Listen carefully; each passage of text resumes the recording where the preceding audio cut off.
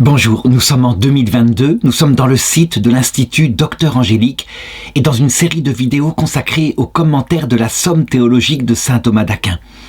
J'en suis rendu, toujours dans la Prima Secunde, à la question 104, la nature des préceptes judiciaires. Je rappelle que la loi de Moïse contient 3 sortes de préceptes, fondés évidemment sur le sens de la vie tel que Dieu le révèle, des préceptes moraux, des préceptes cérémoniels qui gèrent, tout le comportement précis par rapport à Dieu, et les préceptes judiciaires, qui sont des lois détaillées pour gérer le comportement par rapport au prochain. Et l'article 1 demande « Que sont les préceptes judiciaires de la loi de Moïse ?» Alors on trouve dans l'Écriture un argument d'autorité dans le prophète Ézéchiel chapitre 18 verset 8 qui les définit parmi les œuvres du juste que celui-ci juge selon la vérité entre un homme et un homme. Et voici très précisément ce que sont les préceptes judiciaires. Alors, si on reprend l'entièreté de la loi de Moïse contenue dans ce qu'on appelle le Pentateuque, donc les 5 premiers livres de la Bible, on voit que fondamentalement il y a donc défini le sens de la vie, la raison de notre existence. C'est le texte du début de la Genèse sur notre création. Fondée là-dessus, toute une histoire est racontée, dont en particulier le péché d'Adam et Ève, mais aussi la façon dont l'humanité s'est peu à peu dégradée.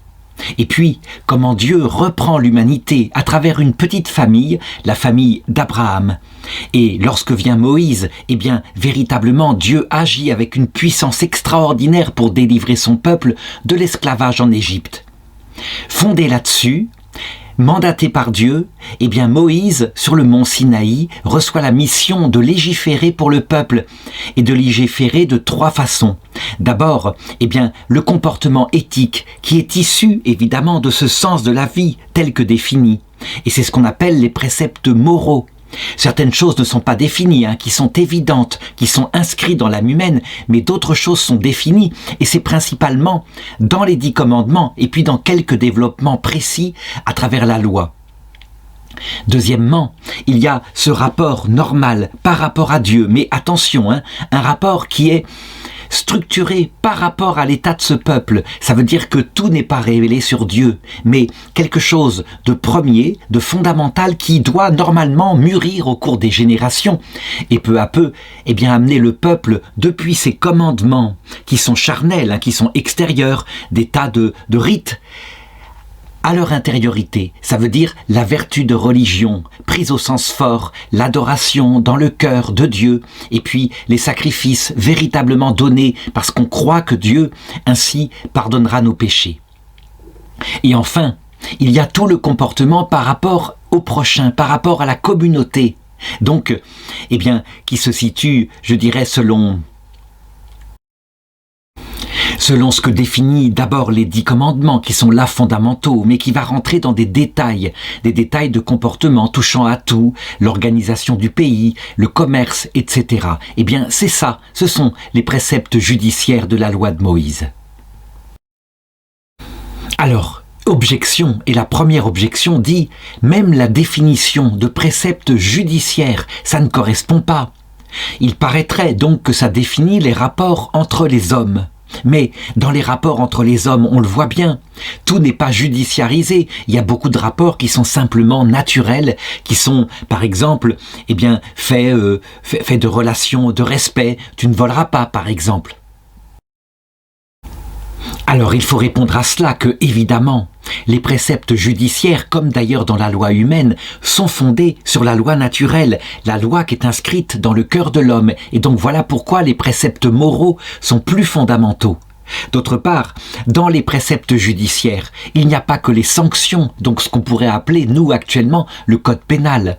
Il y a aussi, des rapports différents qui portent sur toutes les relations humaines. Et voilà pourquoi, d'ailleurs, dans le traité de la loi qu'on a étudié un peu plus tôt, il est dit que la loi contient des commandements, des interdictions, mais aussi des conseils. Et enfin, il y a les sanctions. Donc attention de ne pas réduire au 4e élément, les préceptes judiciaires. Une deuxième objection, justement, elle reprend ceci. Les préceptes moraux de la deuxième table de la loi, tu ne voleras pas, tu ne commettras pas l'adultère, etc. Eh bien, on les distingue des préceptes judiciaires, hein, on les met à part. Et donc on voit bien, eux aussi, ils régulent les rapports entre les hommes. Alors, je l'ai dit, hein, la loi morale, elle est d'abord fondée sur la raison. La raison observe ce que c'est que la nature humaine et observe avec l'expérience les rapports entre les autres. À force d'expérience, on se rend compte que on ne peut pas faire n'importe quoi avec les autres, hein. Sinon, d'abord, eh bien, on en supportera les conséquences, mais aussi on n'aimerait pas parfois subir certains comportements qu'on fait subir aux autres.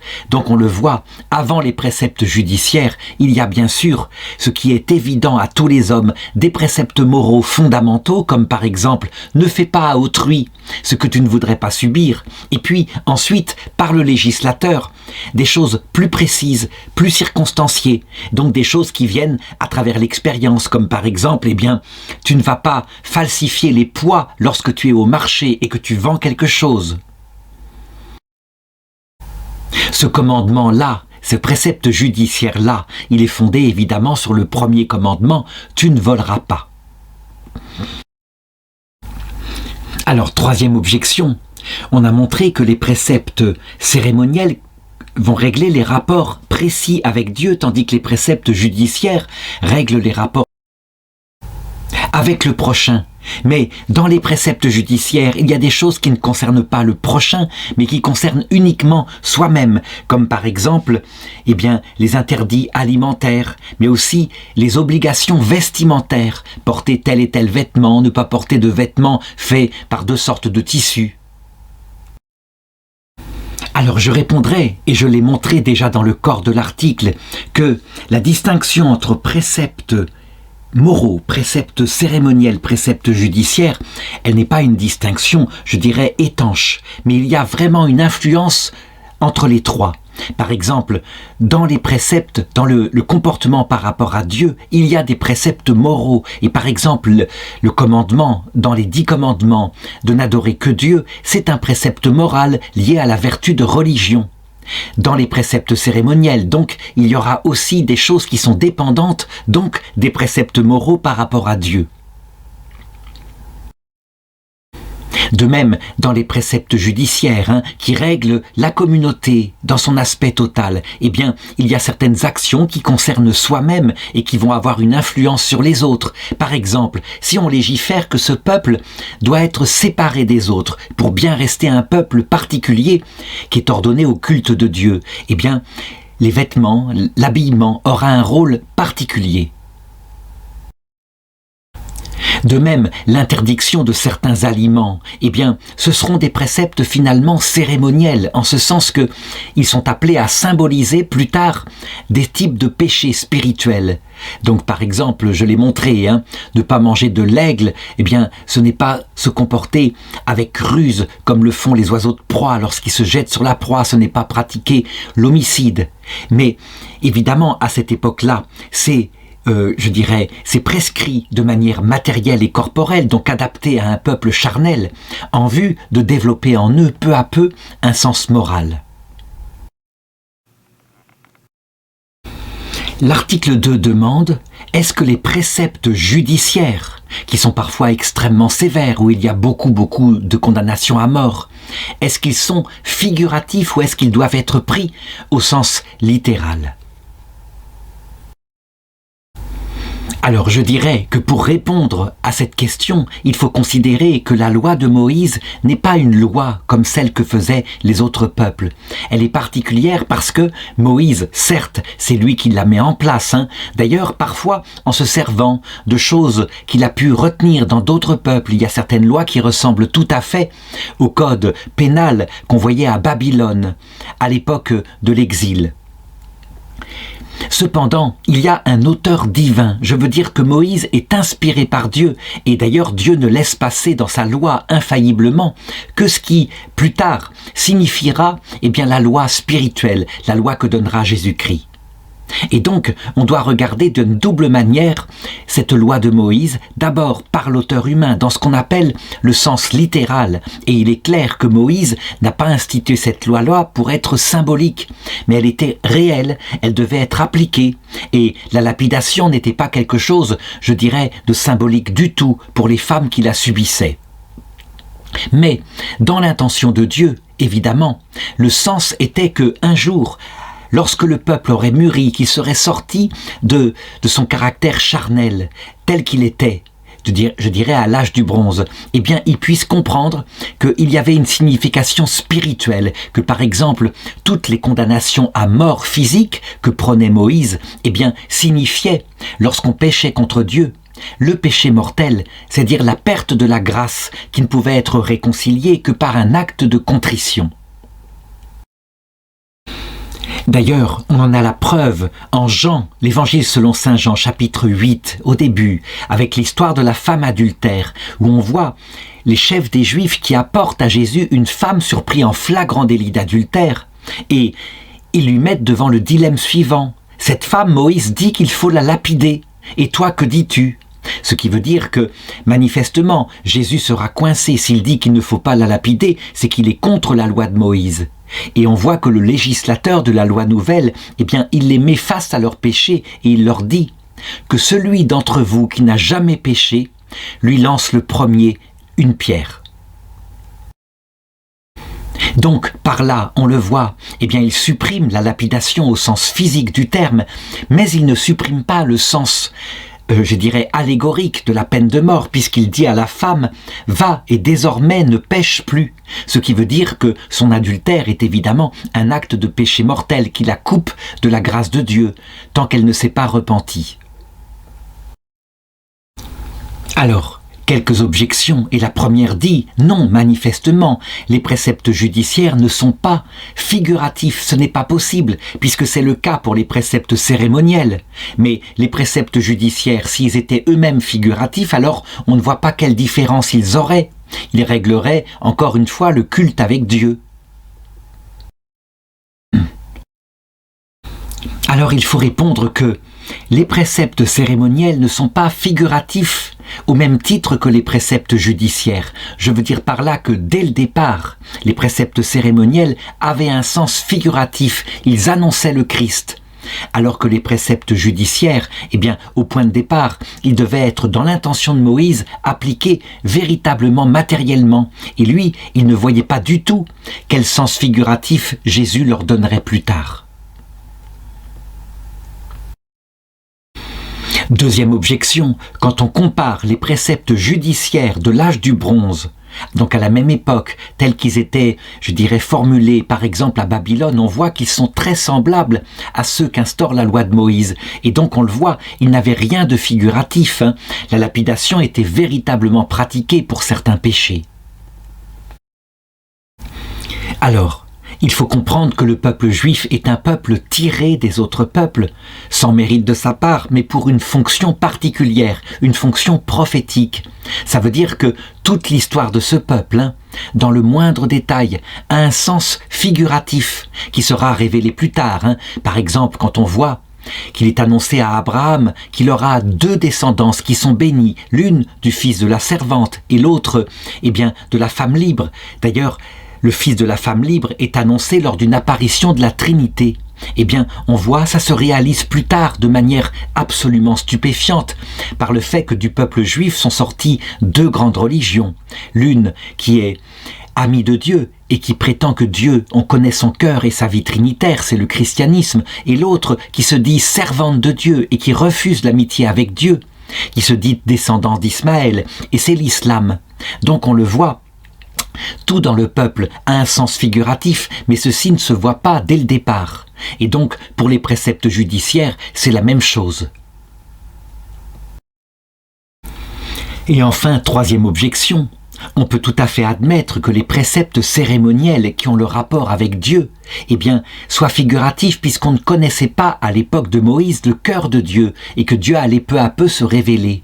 Donc c'est normal qu'il y ait déjà, puisque Dieu inspirait ces préceptes cérémoniels, qu'il y ait mis déjà ce qu'il révélerait plus tard. Mais les préceptes judiciaires, quant à eux, ils peuvent être tout à fait produits par la raison humaine. Il n'y a pas besoin de l'inspiration de Dieu, comme on le voit par exemple dans le code d'Hammurabi à Babylone. Et il y a des ressemblances flagrantes, et Hammurabi n'a pas été inspiré par Dieu. Alors je répondrai à cette troisième objection que certainement Moïse a été chargé en personne, étant donné la mentalité de son peuple, de rédiger les préceptes judiciaires de la loi. Mais comme Dieu était là et que ce peuple était particulier, eh bien il inspirait secrètement Moïse de telle façon qu'il n'écrive que ce que Dieu voulait et qui par contre là pour le coup eh bien concernait le salut. Devait figurer eh bien, les différents péchés ou les différents comportements qu'il y aurait dans la Nouvelle Alliance et même au sens eschatologique dans l'éternité.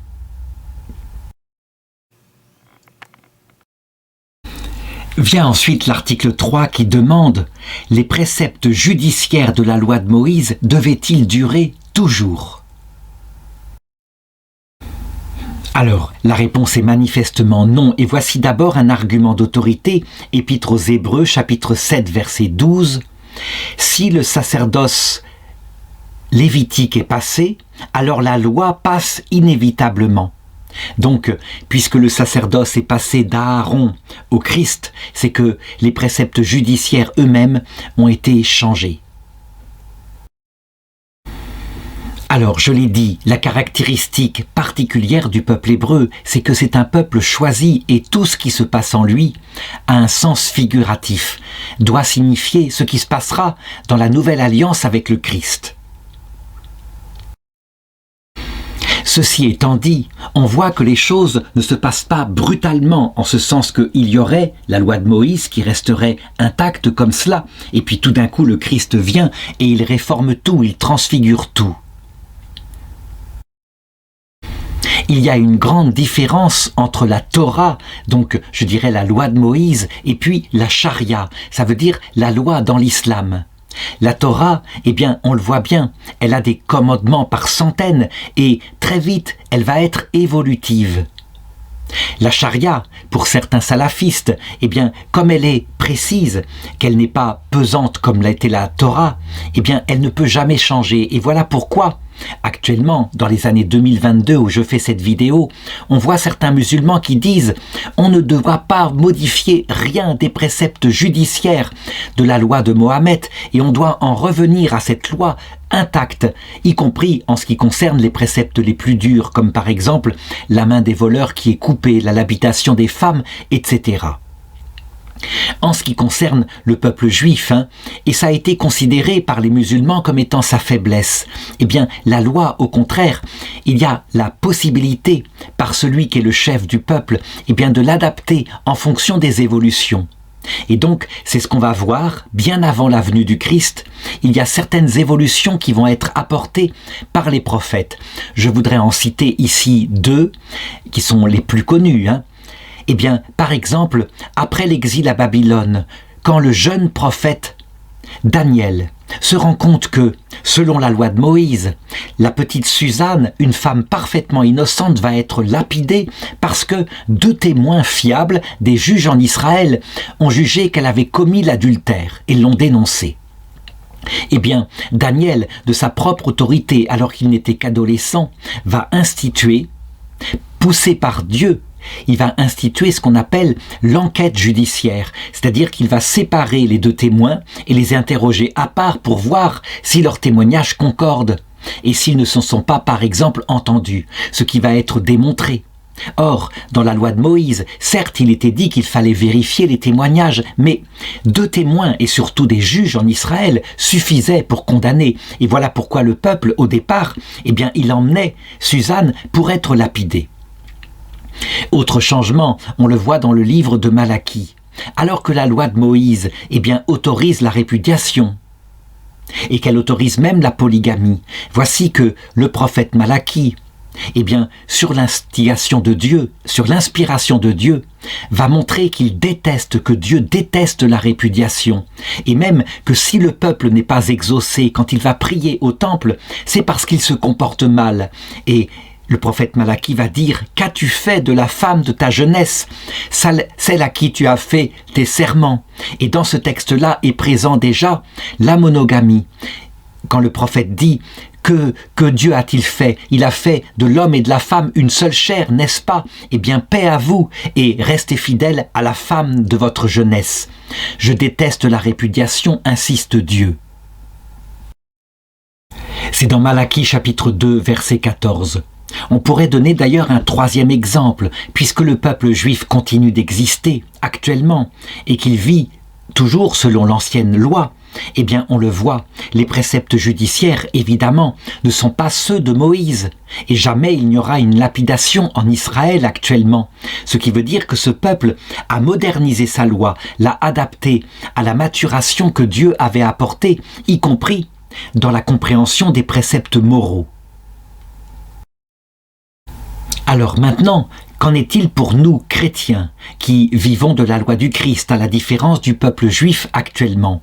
Eh bien, je dirais qu'il y a une différence tout de même entre les préceptes cérémoniels, si nous les appliquions, ceux qui annoncent la venue du Christ. Évidemment, nous serions en parfaite contradiction avec notre foi, puisque le Christ est venu, et que ces préceptes-là, à part le sabbat, eh bien, ils annonçaient tous la venue future du Christ.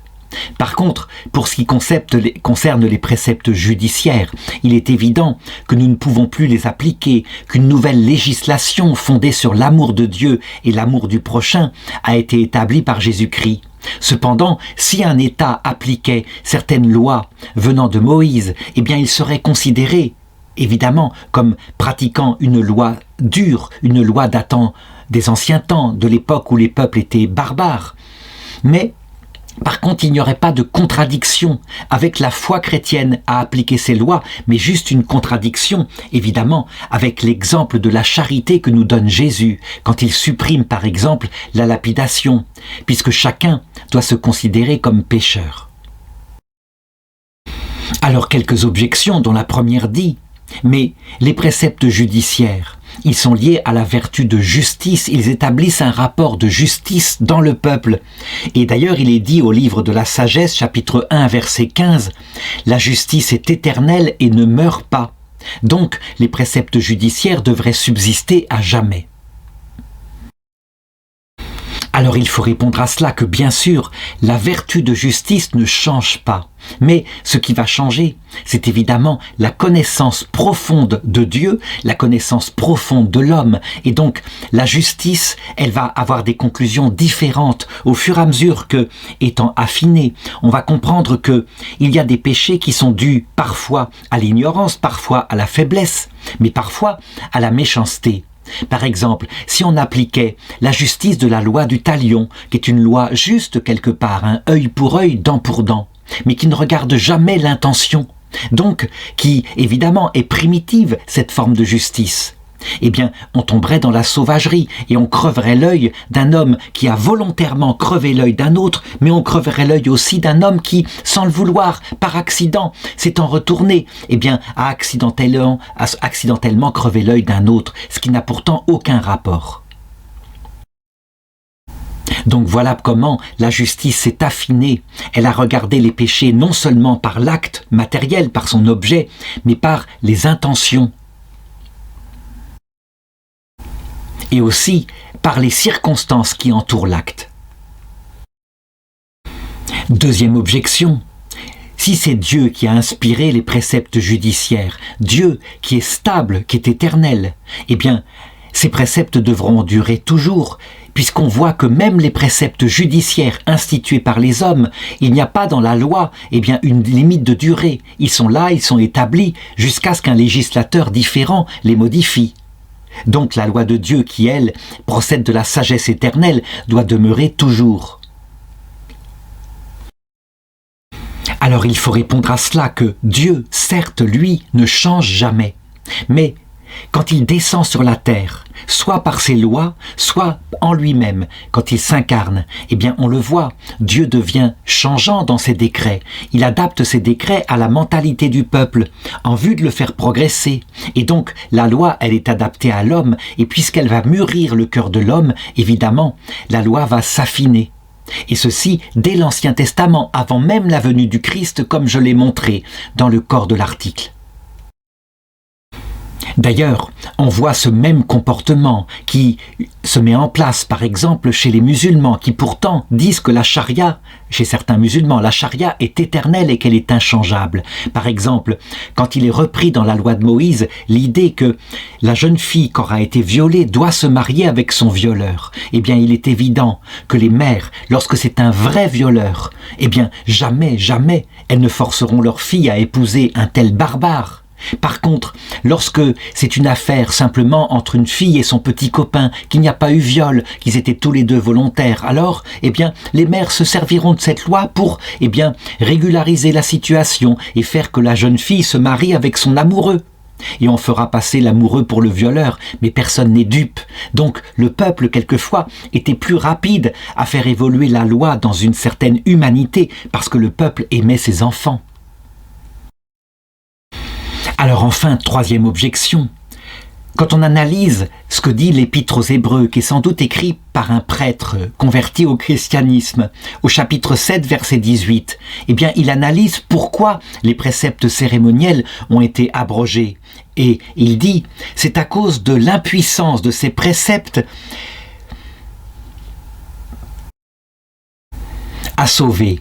Et par exemple, lorsqu'on regarde les préceptes cérémoniels, ils ne pouvaient rendre parfait dans la conscience celui qui s'en tenait aux observances concernant des aliments, des boissons, des ablutions diverses et de la justice charnelle. Donc on le voit, c'est cohérent que tout cela a été remplacé quand le peuple avait mûri par la loi venant du Christ. Mais les préceptes judiciaires, quant à eux, eh bien ils avaient une certaine efficacité. Si, par exemple, on lapide un homme ou une femme en adultère, eh bien il est évident que l'adultère sera moins fréquent dans le peuple. Le précepte donc est une punition juste qui empêche ce grave péché. Alors il faut répondre que, certes, les préceptes judiciaires de Moïse faisaient régner une certaine justice quelque part, mais attention, une justice selon la mentalité adaptée d'un peuple primitif et charnel. Et d'ailleurs, il suffit de voir comment certaines lois sont formulées. J'en ai souvent parlé, je vais le redire ici. On lit au Deutéronome chapitre 22, verset 23 et suivant, eh bien quelque chose qui est un effort de justice de la part de la loi ancienne, à savoir une jeune fille qui est fiancée, donc qui est censée pouvoir commettre maintenant l'adultère, même si elle n'est pas encore mariée, et qui tomberait enceinte des œuvres d'un autre. Si elle se justifie en disant « mais j'ai été violée, et ça s'est passé dans la ville », eh bien Moïse dit « vous la lapiderez, parce qu'elle aurait pu crier ». Par contre, si elle dit « j'ai été violée dans la campagne », alors vous n'y ferez rien, elle n'est coupable de rien, elle a pu crier et on a pu ne pas l'entendre. On voit que cette loi-là, si elle était appliquée matériellement, elle est totalement primitive, ça ne va pas du tout. Et Moïse aurait pu le savoir, puisque, je l'ai dit souvent, la fille de Jacob, Dina, fut elle-même violée par des hommes dans une ville. Et d'ailleurs, les frères de Dina, les 12 fils d'Israël, étaient présents dans cette ville. Mais personne ne put la sauver et personne n'entendit ses cris parce que tout simplement il y avait de la musique et l'homme qui la violait l'empêcha de crier. Alors on peut se demander pourquoi Moïse institua une loi qui manifestement provoqua beaucoup d'injustices. Eh bien, justement, c'était adapté à un peuple barbare qui, écrasé par une loi dont il ne pouvait pas vivre, finissait peut-être par se tourner vers Dieu et par évoluer dans la justice. Je veux dire par là que le scandale qu'avaient certains parents lorsque la jeune fille était lapidée en suivant la lettre de cette loi, le scandale faisait que, du coup, ils évoluaient du côté de la justice de Dieu, et leur justice était plus grande parfois que celle de la lettre de la loi étant capable de tuer. Et enfin, l'article 4 demande quelles sont les catégories des préceptes judiciaires. Eh bien, l'argument d'autorité que donne saint Thomas d'Aquin, il est tout à fait correct. Il consiste à dire que le propre du sage, c'est d'ordonner. Et donc, les préceptes judiciaires, qui vont dans tous les sens et ils sont extrêmement nombreux, eh bien, il faut les mettre selon un ordre particulier, un ordre que va établir le philosophe. Et donc, il faut donner la distinction la plus précise. Alors maintenant, argumentons. Lorsqu'on regarde les lois humaines et les lois, par exemple, à notre époque contemporaine, on voit que, eh bien, le classement des lois se fait selon des catégories particulières. Il y a par exemple le code civil qui règle les relations entre les gens, et puis il y a le code pénal qui va appliquer les sanctions en cas de délit ou de crime. C'est une façon de classer les choses. Mais il y en a une autre qui me paraît plus simple et plus, je dirais, plus extensive.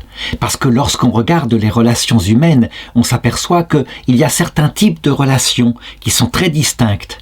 Et le premier type de relation, ce sont les rapports des citoyens avec leurs chefs, ceux qui organisent l'État.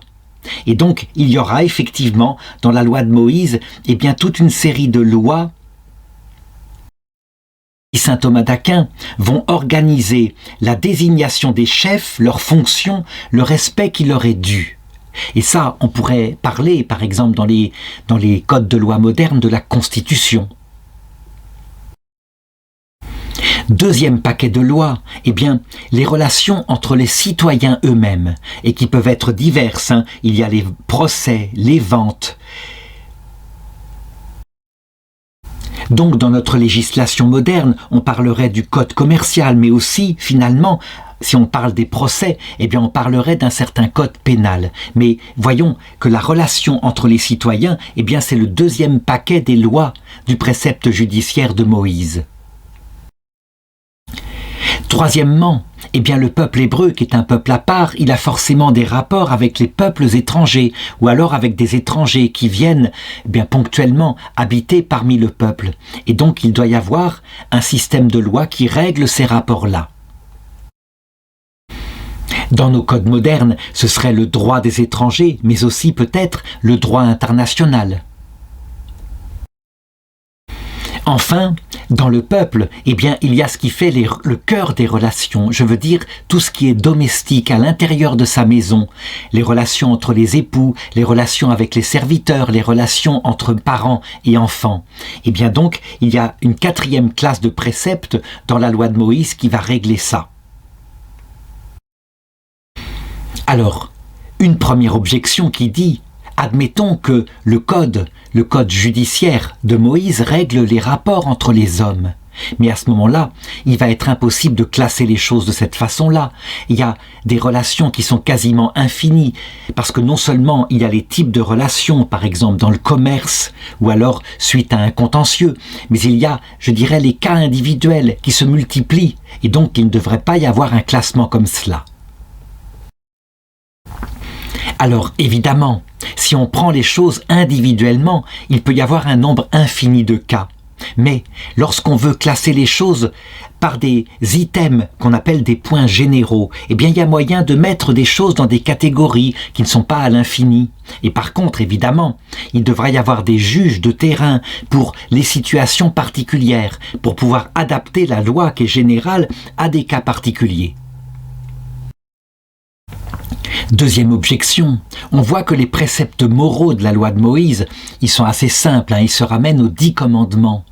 Mais les préceptes judiciaires, quand on les regarde, il y en a plusieurs centaines, ça part dans tous les sens, donc il n'est pas possible manifestement de faire un tel classement aussi simple. Alors je répondrai à cela que les préceptes moraux, ils ont leur source carrément dans la nature humaine et ils se réduisent donc à 2 commandements qui sont très simples, qui sont le rapport avec Dieu, tu aimeras ton Dieu parce qu'il est ton créateur, et le rapport avec le prochain, tu aimeras ton prochain comme toi-même. Donc à partir de là vont s'étendre un certain nombre de préceptes qui ne sont pas en nombre infini. Et on le voit, qui s'établissent à des principes premiers, qui sont presque l'unité. En ce qui concerne les préceptes cérémoniels et judiciaires, qui sont établis par des hommes pour correspondre à des situations multiples, eh bien là ils peuvent être donc beaucoup plus nombreux. Et d'autre part, eh bien ils sont institués et peuvent être abrogés, remplacés, améliorés, alors que jamais on ne pourra remplacer ces 2 commandements que j'ai dit au départ, à savoir rendre à Dieu justice parce qu'il nous a créés et donc au minimum l'aimer un petit peu, et puis aimer son prochain. 3e objection, on voit bien que dans la loi de Moïse elle-même, il n'y a pas cet ordre qu'on voudrait ici nous imposer. Il n'y a pas de distinction, tout est un peu mélangé. Le comportement familial, le comportement par rapport à l'État, etc. Donc pourquoi vouloir imposer un ordre comme cela de l'extérieur ? Alors cette classification que je viens d'établir avec saint Thomas d'Aquin, évidemment, n'est pas de l'extérieur, elle est suggérée, ne serait-ce que par les catégories qu'on trouve dans les préceptes judiciaires de la loi, c'est une évidence.